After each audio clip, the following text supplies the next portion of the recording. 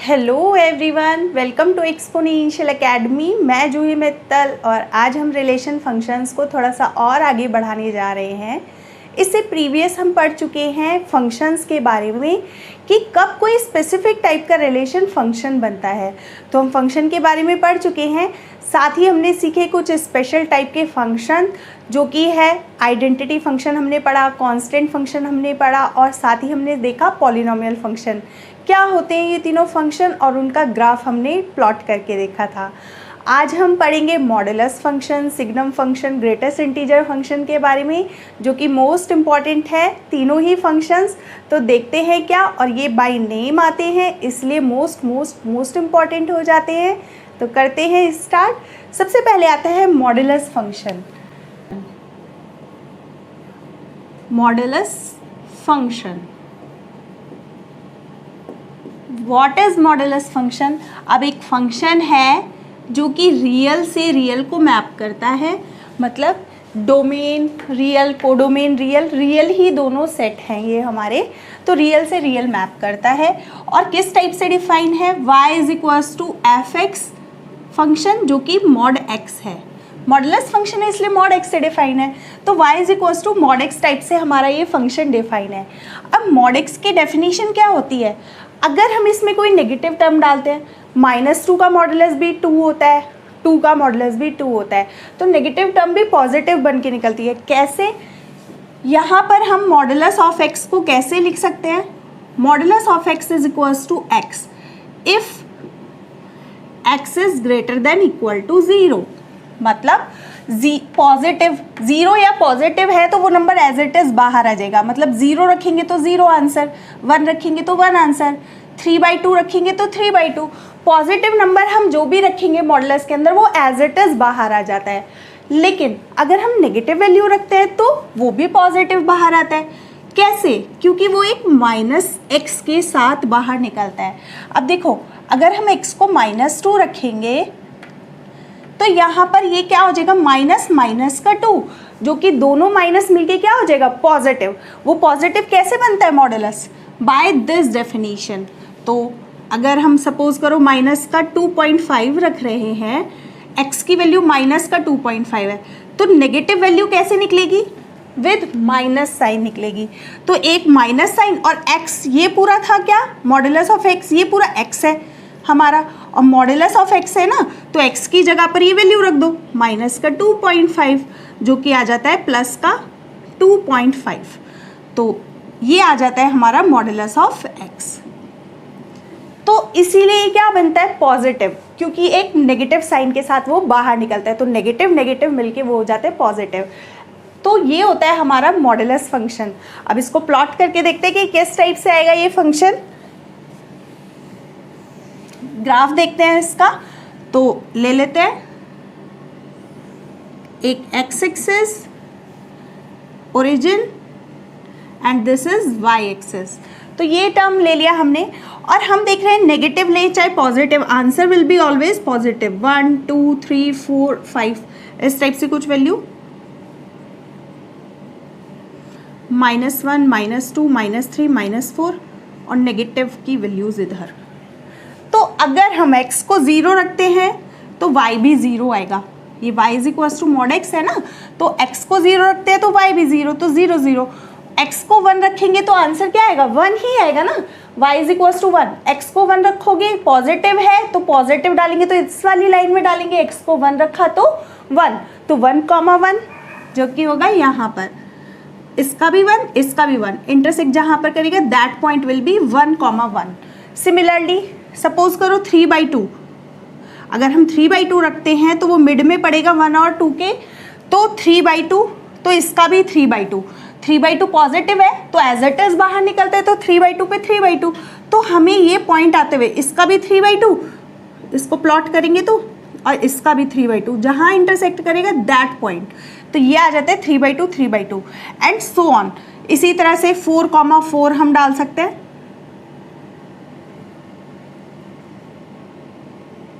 ये वाला पॉइंट। तो ये हमें आते हुए दिख रहा है। अगर हम इसको ज्वाइन करेंगे पॉइंट्स को तो हमें ये लाइन आते हुए दिख रही है। तो ये बनते हुए दिख रहा है अगर हम पॉजिटिव वैल्यूज डाल रहे हैं 0 से पॉजिटिव, तो ये लाइन तो कवर हो गई। इसके लिए ग्राफ हमें ये बनते हुए दिख रहा है जो कि अप टू इन्फिनिटी तक जाएगा। नेक्स्ट, अगर x की वैल्यू नेगेटिव है तो हमने देखा वो पॉजिटिव वैल्यू देता है। कैसे? क्योंकि एक माइनस साइन के साथ बाहर निकलता है। तो x को अगर मैं -1 रखूंगी तो answer will be 1, modulus of -1। तो हम देखते हैं modulus of -1 will be minus minus का 1, ये वाला टर्म यूज करेंगे। नेगेटिव है तो माइनस साइन के साथ x निकलेगा, x है ये, तो माइनस साइन के साथ x बाहर निकला तो ये बन गया +1। तो नेगेटिव वैल्यू भी हम डालेंगे तो वो क्या आंसर देगा? पॉजिटिव। तो देखते हैं -1 पे +1, ये पॉइंट, -2 पे +2, तो दोनों का intersection will be that point and so on. तो इसको भी ज्वाइन करते हुए अगर हम देखेंगे तो ये हमें लाइन जाते हुए दिखाई देगी, which is the modulus of x। तो यही हमारा मॉडुलस फंक्शन का ग्राफ होता है ना, सिंपल। और ये मोस्ट इम्पॉर्टेंट फंक्शन है क्योंकि बाय नेम आते हैं ये फंक्शंस। तो ये होता है मॉडुलस फंक्शन। नेक्स्ट हम देखते हैं सिग्नम फंक्शन।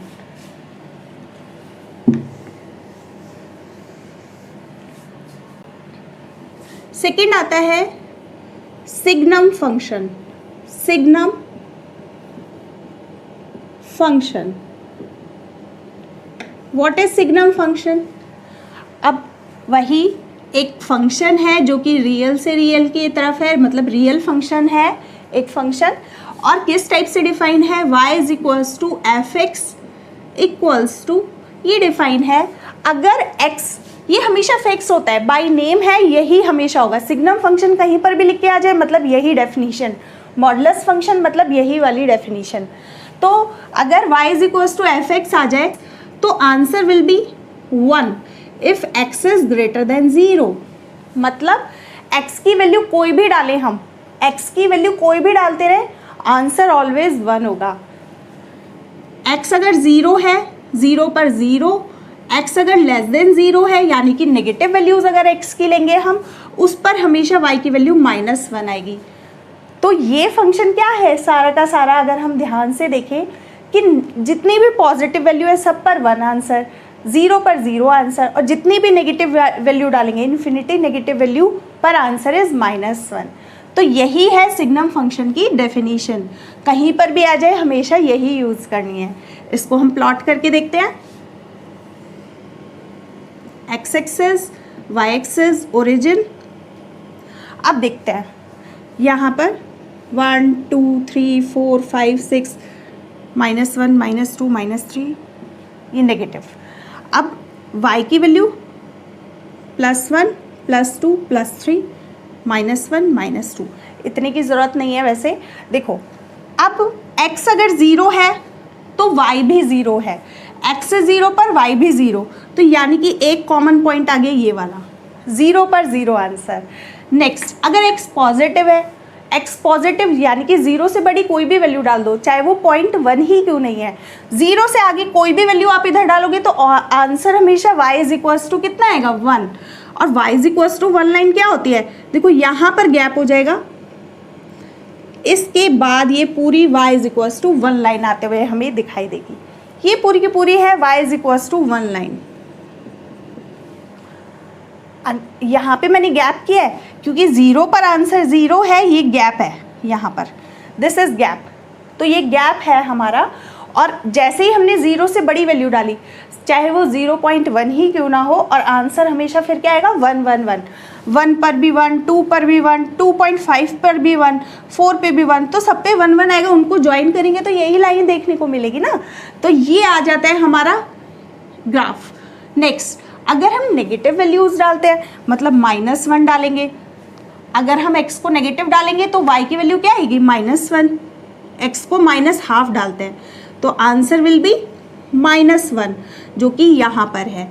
1 डालेंगे तो 1, तो ये आते हुए दिख रहा है। यहाँ पर भी गैप हो जाएगा क्योंकि 0 पर 0 आंसर था, 2 पर भी -1, कोई भी नेगेटिव वैल्यू डालेंगे, -2 पर भी -1, कोई भी नेगेटिव वैल्यू डालेंगे, सब पर y इज इक्वल्स टू -1, हमें ये लाइन आते हुए दिख जाएगी। तो that is y is equals to -1 line. तो ये हो जाती है हमारे पास, यहाँ पर गैप है, दिस इज द गैप। तो ये होता है सिग्नम फंक्शन और उसका ग्राफ। तो यही मोस्ट इम्पॉर्टेंट है, बाय नेम आता है तो हमें ये डेफिनेशन क्लियर होनी चाहिए कि सिग्नम फंक्शन होता क्या है। ऑलवेज पॉजिटिव वैल्यू पर 1 y is equals to 1, negative value पे always y is equals to -1 और x इज इक्वल्स टू 0 पर 0। तो ये होते हैं दो most important functions, modulus function and signum function. Please make a note. Next आता है most important function greatest integer function. देखते हैं क्या है greatest integer function. Greatest integer function को हम कैसे रिप्रेजेंट करते हैं वो बताती हूँ। पहले तो वही सेम एक फंक्शन है जो कि रियल से रियल को मैप करता है, मतलब रियल फंक्शन है। एक फंक्शन है रियल से रियल, मतलब जिसका डोमेन भी रियल आने वाला है, पूरा डोमेन रियल नंबर से बना हुआ है और साथ ही हमारे पास जो उसकी रेंज आएगी वो भी रियल नंबर ही आएगी। तो ये है हमारा फंक्शन R2R और डिफाइन है y is equals to F x is equals to, अब ग्रेटेस्ट इंटीजर को कैसे रिप्रेजेंट करते हैं, y is equals to this type का बॉक्स जिसमें x, where x belongs to real number, where x belongs to r, क्योंकि domain क्या है, सारा रियल नंबर ही तो है। तो हमने देखा ये फंक्शन हमारा क्या है, ग्रेटेस्ट इंटीजर फंक्शन, और इसकी वैल्यूज़ किस टाइप से होती है। अभी हमने देखा मॉडुलस फंक्शन, अगर हम नेगेटिव वैल्यू भी डालते हैं तो किस टाइप से पॉजिटिव निकलती है। मॉडुलस फंक्शन हमेशा हमें कैसी वैल्यू देता है, पॉजिटिव वैल्यूज़। इसी तरह से ग्रेटेस्ट इंटीजर फंक्शन के लिए हम देखते हैं कि ये किस टाइप से वैल्यूज़ देता है। अब सपोज करो हमारे पास कोई भी वैल्यू है, हमें पहले तो एक रियल नंबर लाइन पता होनी चाहिए जो कि 0, 1, 2, 3 अप टू इन्फिनिटी, -1, -2, -3। हमेशा हमें इस डायरेक्शन में चलना है, हमेशा हमें इधर से चलना है। और किस टाइप से ग्रेटेस्ट इंटीजर फंक्शन की वैल्यू लेनी है, अगर सपोज करो हम डालते हैं 1.2 वैल्यू, x की वैल्यू हमने डाला, x इज इक्वल्स टू कितना है 1.2, तो greatest integer function y is equals to कैसे आएगा, ग्रेटेस्ट इंटीजर फंक्शन ऑफ 1.2। अब 1.2 में नाम से ही पता चलता है ग्रेटेस्ट इंटीजर फंक्शन, मतलब अभी अभी 1.2 पर आते वक्त 1.2 कहाँ पड़ता है, 1 के बाद कहीं पड़ेगा यहाँ पर, तो ये होता है 1.2। तो 1.2 पर जब हम आए हैं तो अभी अभी अपने पीछे हम सबसे बड़ा इंटीजर कौन सा छोड़कर आए हैं, वही होता है ग्रेटेस्ट इंटीजर। तो हम हमेशा इस डायरेक्शन से चलते हैं। देखो ये हम चले, हम पहुँचे इस टाइप से हम चल रहे हैं और हम पहुँच गए 1.2 तक। 1.2 पर जैसे ही हमने पहुँचे, हमने देखा अभी अपने पीछे हमने सबसे बड़ा ग्रेटेस्ट इंटीजर किसको छोड़ा है, 1 को, तो इसका आंसर हमेशा क्या आएगा 1। और सिर्फ इसका ही नहीं, 1 से लेके 2 के बीच की कोई भी वैल्यू अगर हम डालें, लाइक एज अगर हम x को 1.6 ले लें या x को 1.99 ले लें, कोई भी वैल्यू ले लें, बार बार y इज इक्वल्स टू कितना आएगा 1, y इज इक्वल्स टू 1, क्योंकि ग्रेटेस्ट इंटीजर वैल्यू लेनी है हमें। इंटीजर वैल्यू, अब देखो हम चाहे 1.5 तक पहुँचे, 6 तक पहुँचे या 1.99 तक पहुँचे, इंटीजर अभी हम अपने सबसे पीछे जो ग्रेटेस्ट इंटीजर छोड़ के आए वो किसको छोड़ के आए, 1 को। 1 के बाद जो ग्रेटेस्ट इंटीजर आएगा वो आएगा 2। तो हम देखते हैं जैसे ही हम x को 2 रख देंगे तो y इज इक्वल्स टू क्या आएगा, ग्रेटेस्ट इंटीजर ऑफ 2। तो हम सबसे बड़े इंटीजर पर खड़े हुए हैं, स्टैंडिंग, हम ऐसे चले, हम 2 पर ही खड़े हुए हैं, तो सबसे बड़े इंटीजर पे ही खड़े हुए हैं, तो आंसर विल बी 2। तो ये मोस्ट इम्पॉर्टेंट है कि ग्रेटेस्ट इंटीजर फंक्शन होता क्या है। तो ये एक्सप्लेन करना ज़रूरी था आप लोगों को, तभी आप लोगों को समझ में आएगा कि हमें इसका ग्राफ किस टाइप से प्लॉट करना है। इसके बाद अब 2 से लेके 3 तक हम कोई भी वैल्यू डालें, 2.1 डालें, अब अगर हम 2.1 डालते तो अपने पीछे कौन सा आंसर छोड़ के है 2, तो 2 से लेके 3 तक, 3 नहीं 3 तक, तो 2 से लेके 3 के बीच की हम कोई भी वैल्यू डालें, आंसर विल बी 2, क्योंकि अपने पीछे हम सबसे बड़ा ग्रेटेस्ट इंटीजर कौन सा छोड़ के जा रहे हैं, हम चाहे यहाँ पर खड़े हुए हैं या यहाँ पर या यहाँ पर, अभी अपने पीछे हम सबसे बड़ा जो इंटीजर छोड़ के आ रहे हैं वो है 2।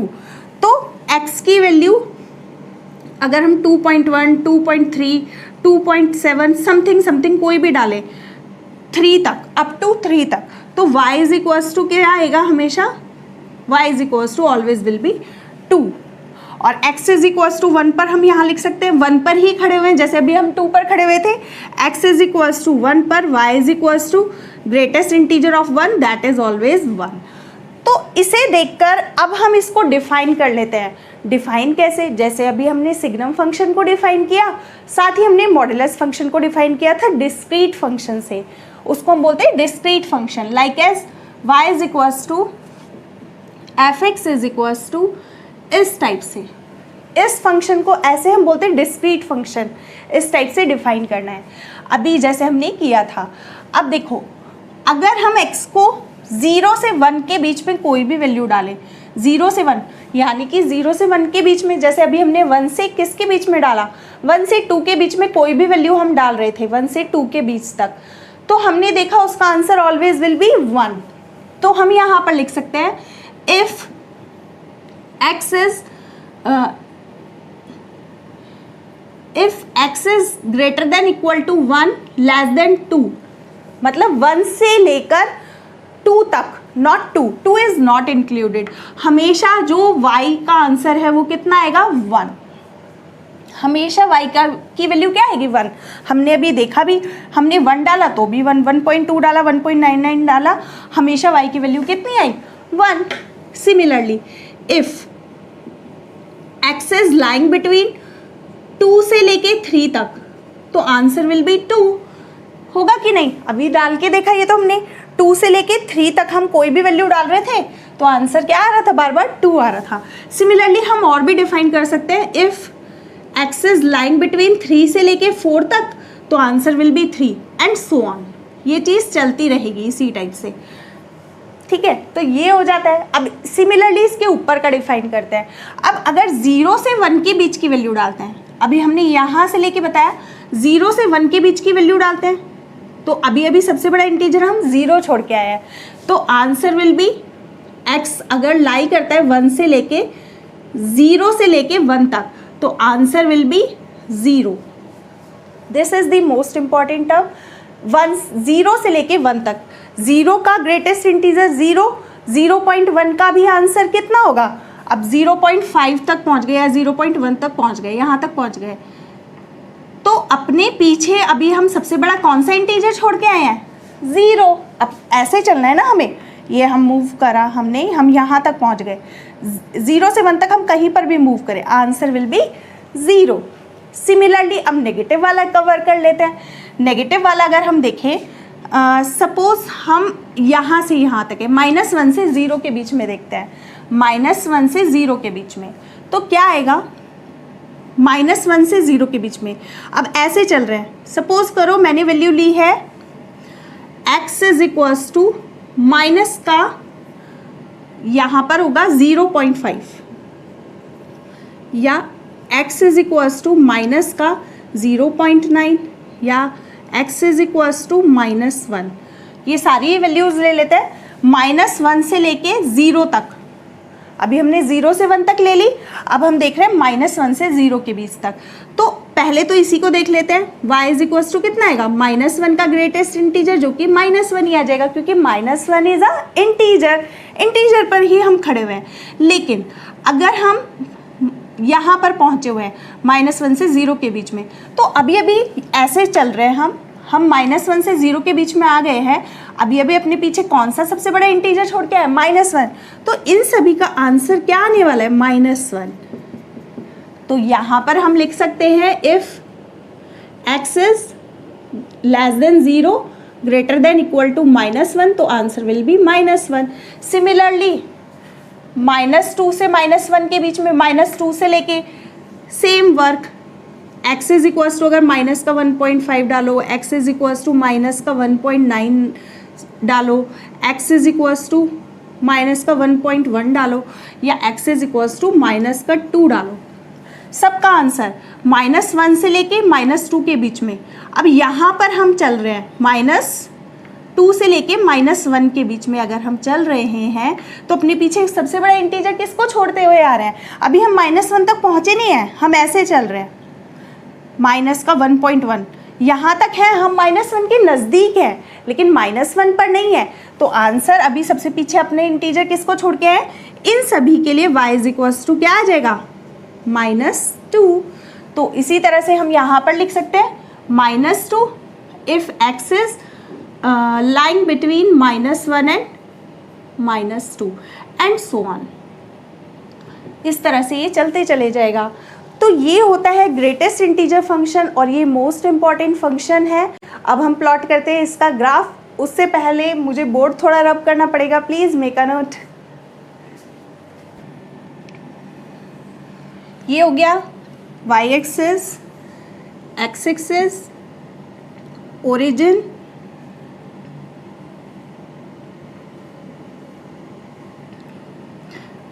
वन टू थ्री फोर, ये y एक्सिस, -1, -2, -3, -4।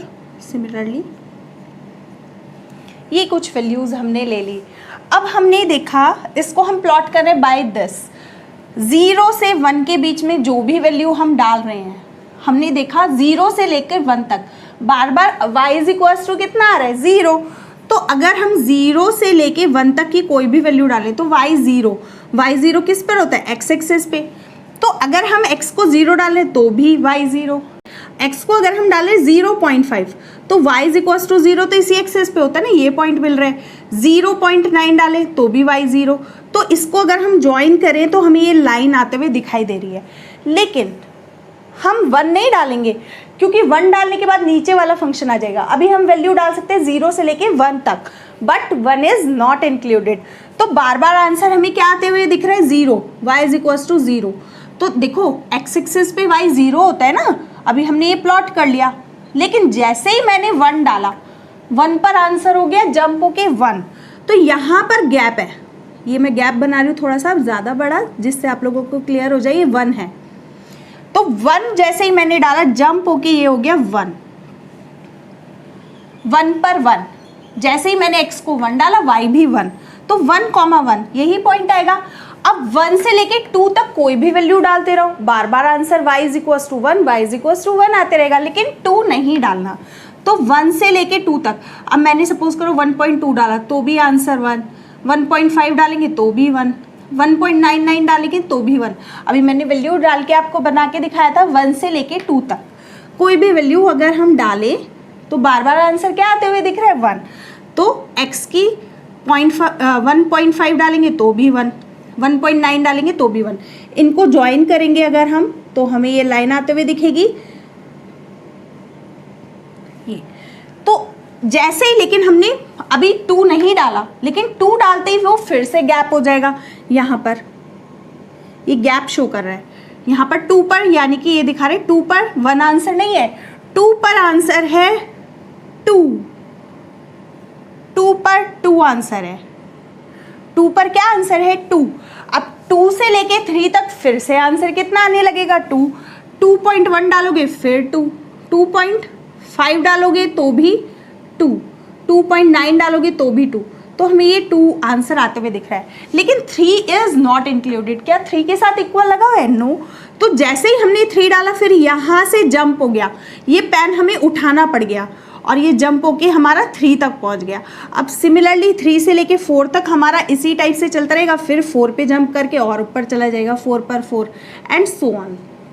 इस टाइप से हमारा ये ग्राफ चलते रहेगा।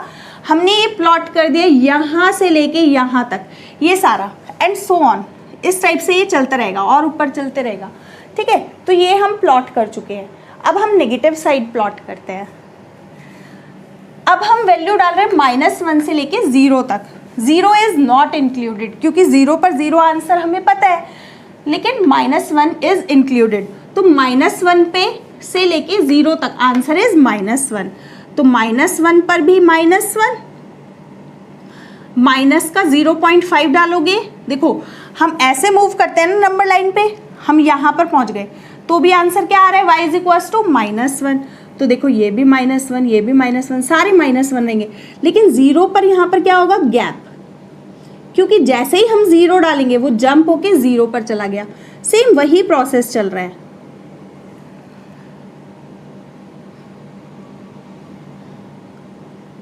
तो ये हो गया हमारा गैप। तो ये थोड़ा सा मैं बड़ा बना के दिखा रही हूँ गैप, जिससे आप लोगों को अच्छे से क्लियर हो जाए कि ये है क्या। जैसे ही हम -1 से 0 तक की वैल्यू डाल रहे हैं, सबका आंसर बार बार -1 आ रहा है, लेकिन जैसे ही मैंने 0 डाला वो तुरंत जंप करके ऊपर चला गया। सिमिलरली फिर से जंप किया 1 पर, फिर 2 डालते ही 2 पे जंप करके 2 पे पहुंच गया, 3 डाला तो 3 पे जंप कर गया।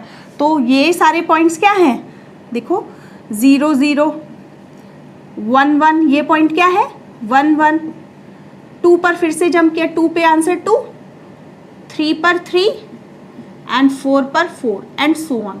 तो ये जंप कैसे कर रहा है। सिमिलरली -1 पे -1 पर, देखो -1 डाल रहे हैं तो -1, -2 पर -2, तो जो क्योंकि ये इंटीजर पे ही खड़ा हुआ है ना। अब देखो -1 से -2 के बीच में ये -1 है, -1 -2 राइट। -1 से -2 के बीच में कोई भी आंसर डालेंगे तो आंसर विल बी -2, -2 पे -2।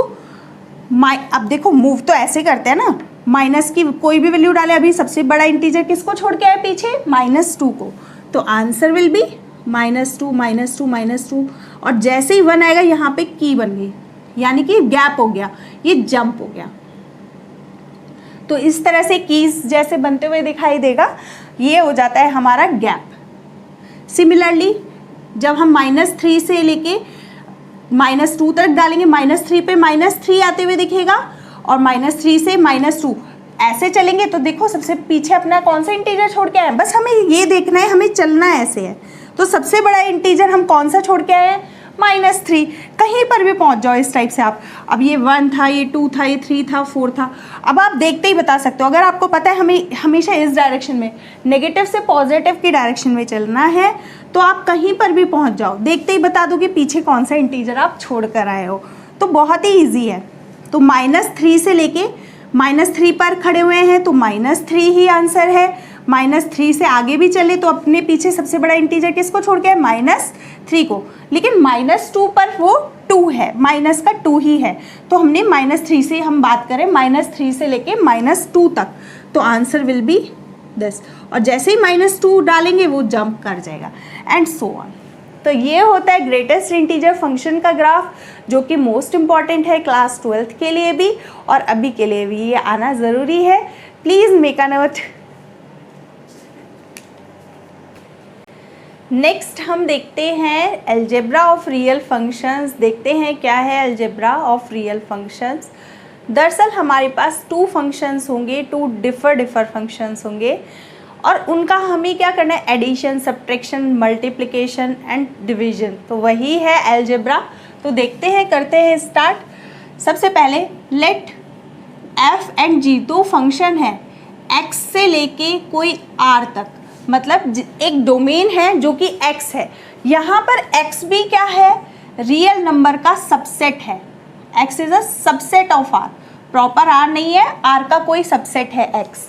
सपोज करो इस टाइप से कोई फंक्शन है f और g एक अनदर फंक्शन है, g एक अनदर फंक्शन है, वो भी x टू r है। मतलब g और f दोनों का ही डोमेन सेम है, x जो कि रियल नंबर का सबसेट है, और आंसर कोई भी रियल नंबर आ सकता है। तो ये हमने 2 फंक्शन ले लिए।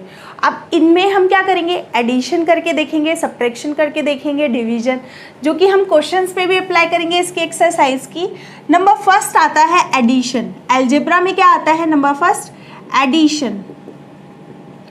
इन दोनों का एडिशन करना है। ये फंक्शन डिफाइन कर दिए हमने f और g। अब f प्लस g x, मतलब अब हम इनका एडिशन कर रहे हैं दोनों फंक्शन का, तो f प्लस g, और उसमें हम क्या डालेंगे, इस x की वैल्यू डालेंगे। डालते क्या है, जो डोमेन होता है।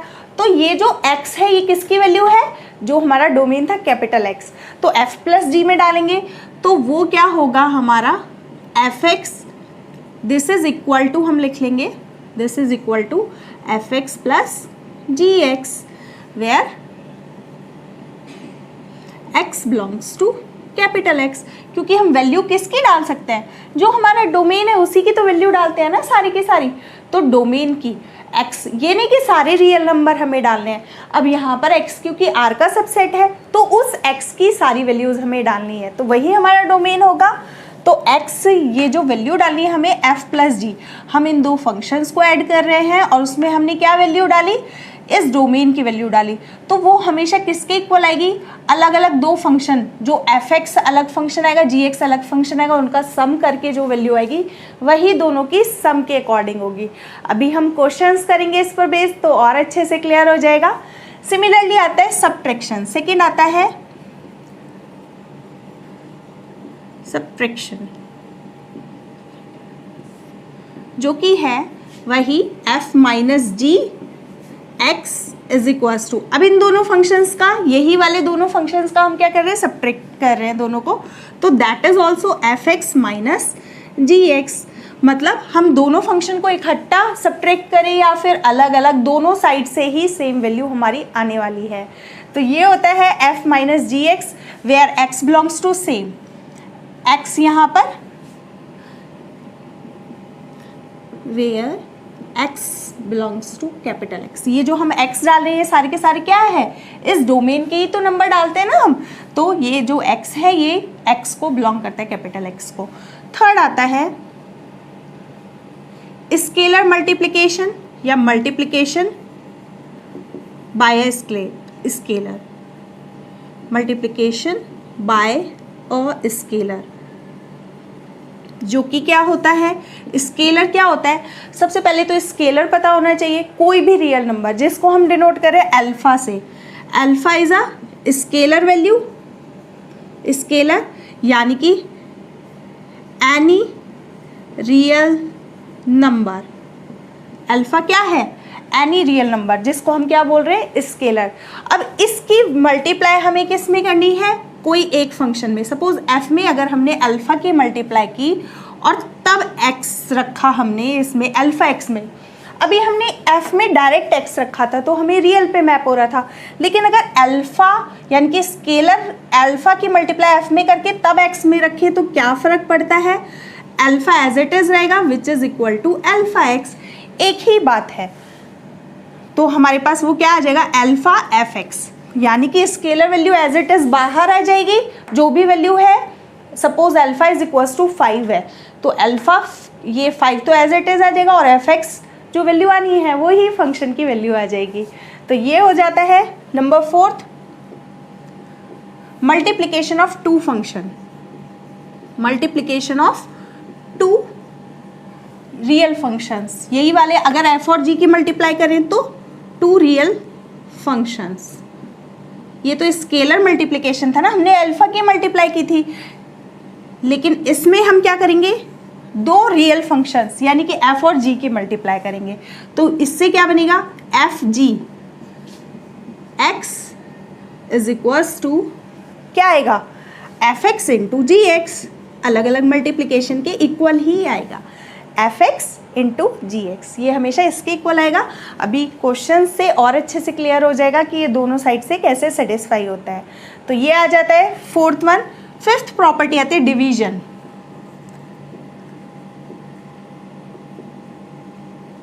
डिवीजन, डिवीजन कैसे होता है, अब देखो नेम से ही डिवाइड f बाई जी, तो दोनों फंक्शंस को डिवाइड करेंगे, division of two real functions, तो f बाय जी, तो f by g x is equals to हमारा कितना आ जाएगा, f x upon g x.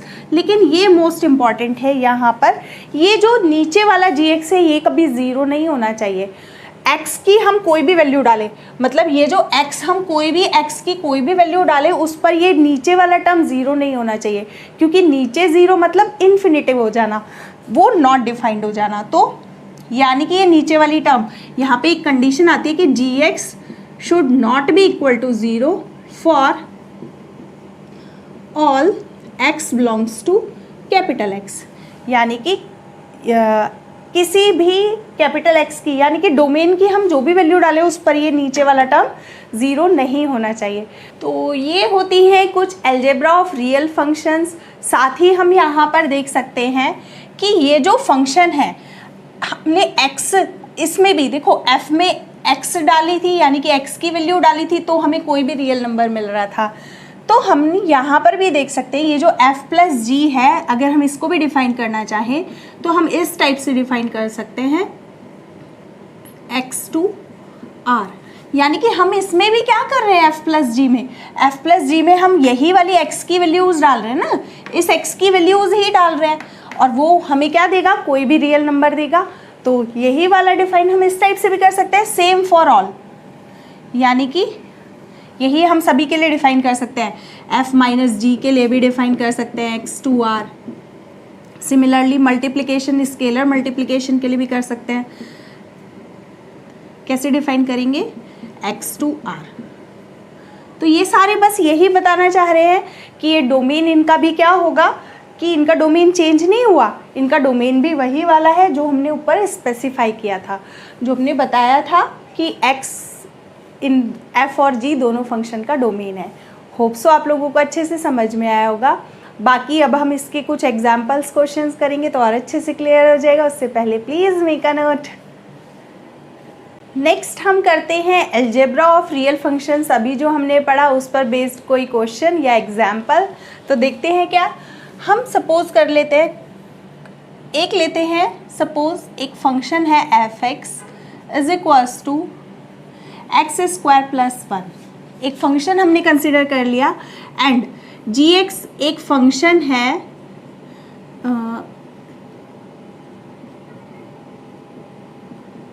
Suppose ये दो फंक्शंस है एफ एक्स और जी एक्स, और कैसे डिफाइन है, रियल से रियल पर डिफाइन है, मतलब कोई भी रियल नंबर हम डाल सकते हैं। F and g is a function r to r and g is also a function r to are.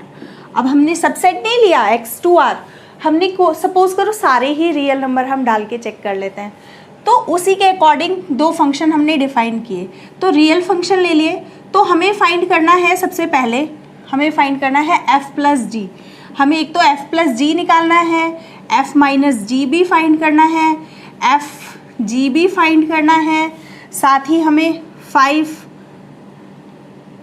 F भी फाइंड करना है और एक हम ले लेते हैं एफ बाई जी। हमें ये सारी वैल्यूज़ फाइंड करनी है। तो अभी हमने देखा था this is equals to f plus g x where x belongs to r, that is equal to कितना, f x plus g x. तो एफ एक्स अगर हम देखेंगे, एफ एक्स की वैल्यू हमारे पास है कि नहीं, तो क्या हम ये फर्स्ट ये पार्ट फाइंड नहीं कर सकते एफ प्लस जी। तो f x plus g x, f x की वैल्यू कितनी आ गई हमारे पास, एक्स स्क्वायर प्लस 1 प्लस ये आ गई f x plus g x की वैल्यू है x square plus 2x plus 3। तो ये अगर हम सॉल्व करेंगे तो that is equal to 2x square plus का 2x प्लस 4। यहाँ से 2 कॉमन भी ले सकते हैं, तो that will be 2x square plus x plus 2। यही हमारा f प्लस जी आ जाएगा। Similarly second f minus g, दोनों को सब्ट्रैक्ट कर देंगे तो f x minus g x. अभी हमने सारी प्रॉपर्टी पढ़ी थी ना, फॉर ऑल, ये फॉर ऑल का sign, for all x belongs to, अभी कैपिटल एक्स लिया था, अब डोमेन क्या है, हम पूरा रियल नंबर ले रहे हैं, तो for all x belongs to, ये जो एक्स हम डाल रहे हैं अब किसका डाल रहे हैं, इन रियल नंबर का। अभी हमने कैपिटल एक्स लिया था डेफिनेशन में, तो हम सारे एलिमेंट्स किसके डाल रहे थे, कैपिटल एक्स के। अब हमारा डोमेन हमने पूरा रियल नंबर ले लिया, तो एक्स बिलोंग्स टू एक्स, यानी कि हम कोई भी रियल नंबर डालें एफ प्लस जी हमारा यही आएगा। सिमिलरली एफ माइनस जी, दोनों को सब्ट्रैक्ट कर लेते हैं, F x minus g x minus, तो हम देख रहे हैं एक्स स्क्वायर कैंसिल होते हुए एक्स स्क्वायर कैंसिल हो जाएगा और ये आ जाएगा माइनस का 2x माइनस माइनस प्लस का 3 माइनस का 1 that is equal two plus 2 plus 3 minus 1 is plus 2। यहाँ से अगर हम माइनस का 2 कॉमन लेंगे तो दैट इज, ये हो गया हमारा answer. Similarly F G, third one, F into G, दोनों को मल्टीप्लाई कर देंगे, X square plus 1 X square plus 2x plus 3, क्योंकि अभी हमने पढ़ा था एफ एक्स इंटू जी एक्स, तो इसको मल्टीप्लाई करके देख लेंगे तो आ जाएगी value 5f, fourth one. Scalar multiplication, ये मल्टीप्लिकेशन ऑफ 2 रियल फंक्शंस, यहाँ पर स्केलर मल्टीप्लिकेशन, तो f में किसकी मल्टीप्लाई हो जाएगी, 5 की, तो that will B 5 of F x. बताया था ना अभी मैंने, बस ये कांस्टेंट, ये जो स्केलर है ये बाहर आ जाएगा, स्केलर बाहर आ जाएगा, बाकी एफ एक्स की वैल्यू कितनी है 5 as it is x square plus 1, तो that will be the answer. Most important आता है फिफ्थ, जिसमें नीचे वाला टर्म कभी भी ज़ीरो नहीं होना चाहिए। तो ये वाला हम देखते हैं कितना आएगा, f बाई जी, यानी कि इन दोनों को डिवाइड करना है हमें। तो ये आ जाएगा x square plus 1 divide by x square plus 2x plus 3। तो ये वैल्यू आ गई। हम यहाँ पर बस ये देखेंगे कि ये टर्म कभी भी ज़ीरो नहीं होनी चाहिए। तो हम यहाँ पर लिख सकते हैं x square plus 2x plus 3 doesn't equal to zero for all x belongs to R, यानी कि हम डोमेन का कोई भी नंबर डाल दें उसमें ये नीचे वाली टर्म ज़ीरो नहीं होनी चाहिए, और जहाँ पर वो नंबर पे ज़ीरो होती होगी, x की कोई वैल्यू पर अगर ये ज़ीरो होती होगी तो उन नंबर को हम स्किप कर देंगे। तो ये ही होता है हमारा f बाई जी, कि नीचे वाला टर्म कभी ज़ीरो नहीं होना चाहिए। साथ ही हम यहाँ पर देखते हैं कि ऐसे कोई भी, अगर हम इसको फैक्टर करेंगे ना, हमें कोई भी रियल नंबर नहीं मिलेगा कि जिसे डालने पर ये टर्म ज़ीरो हो जाए।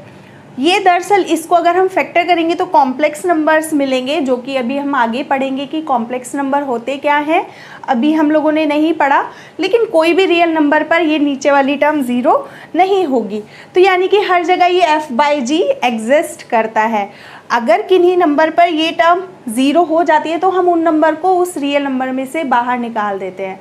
लेकिन कोई रियल नंबर ऐसा मिल ही नहीं रहा कि इसका फैक्टर हो जाए और वो रियल नंबर, किसी भी रियल नंबर पर ये टर्म ज़ीरो नहीं होने वाली, कॉम्प्लेक्स नंबर पर होगी, जो कि हमें अभी कंसीडर ही नहीं करना। तो आज के लिए फ़िलहाल इतना ही। होप सो आप लोगों को अच्छे से समझ में आया होगा। अगर अभी भी कोई क्वेरी रह जाती है आप मुझे कमेंट सेक्शन में लिखकर पूछ सकते हैं। अगर ये वीडियो आपके लिए थोड़ी भी हेल्पफुल रही है, प्लीज़ लाइक शेयर सब्सक्राइब करना नहीं भूलिएगा। Thanks for watching.